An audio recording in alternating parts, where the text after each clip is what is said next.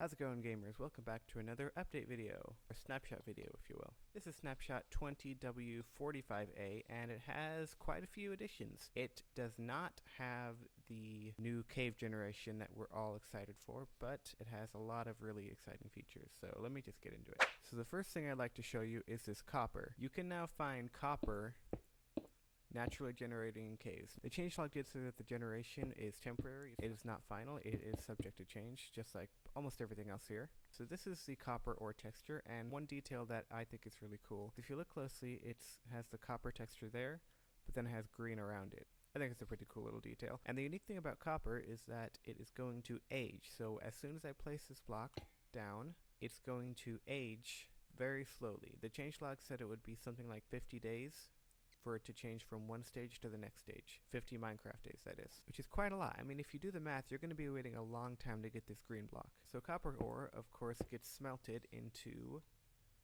copper ingots. And then with the copper ingots, this is the crafting recipe to get a copper block.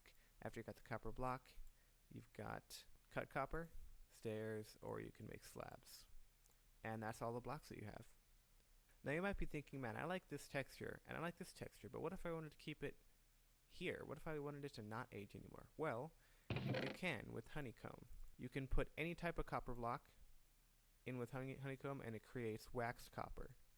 It works for the stairs, the slabs, the cut copper, everything. And what that will do is it will freeze your copper in this state. This way it cannot age and it'll stay this way forever. Another thing that you can use copper for, copper ingots specifically, is to make a lightning rod. You just put 3 like that, and of course their function is to attract lightning. I have this here because I was testing something earlier, which is that you can create creeper farms with these.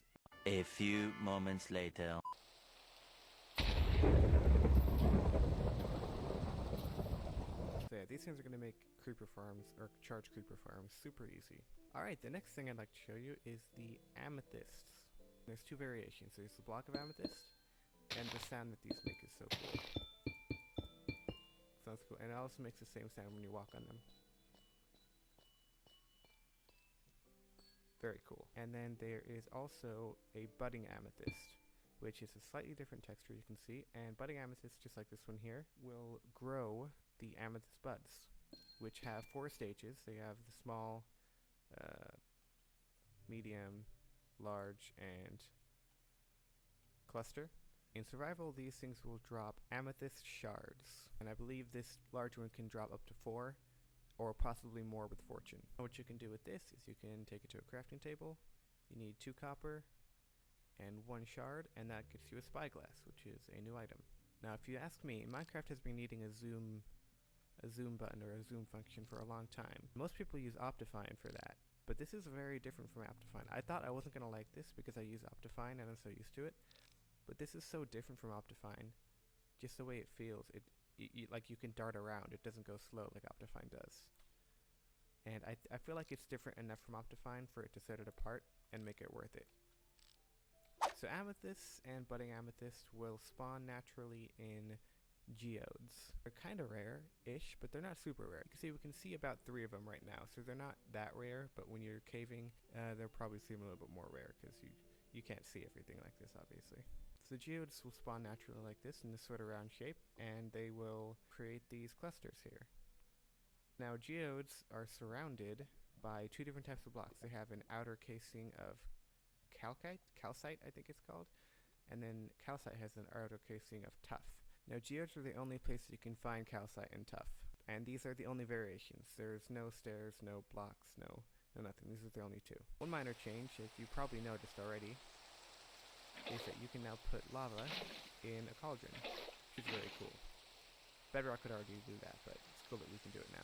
So that brings me to candles. You can see here, there are a lot of different types of candles. They're all the same, but just different colors, and you can dye these. I think this is the original candle.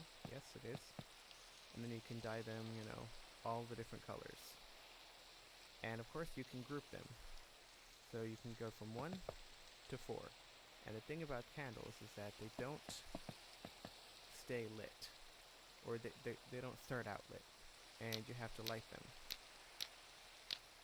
And of course the light level will be determined by how many candles you have. You can see that right here the light is extending all the way over here, but over here the light isn't extending barely at all. So something that wasn't really expected from anyone, I don't think, was this change. Minecarts and rails now work underwater.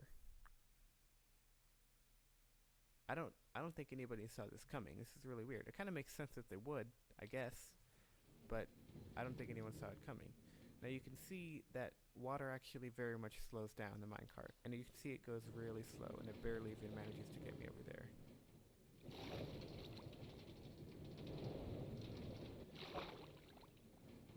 But yeah, this definitely opens the doors to some pretty cool possibilities, you know, underwater minecart tracks. Pretty cool. Alright, so the final change here, I think, is a very disappointing one. Bundles. And bundles are a very strange one. I head over to a chest and just throw a bunch of items in here. Bundles, you can use bundles to sort of stack different items. Now bundles are Mojang's solution, not solution, but their experiment into fixing the inventory problem, which is that there are a lot of items in Minecraft and not enough inventory space. This is the same inventory space that we had back when there were like 10 items, and now there's like so many more items in this. So we need some sort of different system where you can store more items in your inventory. But this isn't that. You can't store more items. You can store exactly one stack of items. And what you do is you pick up a stack of items, you can right click, but you can't store any more than one stack. Just one stack.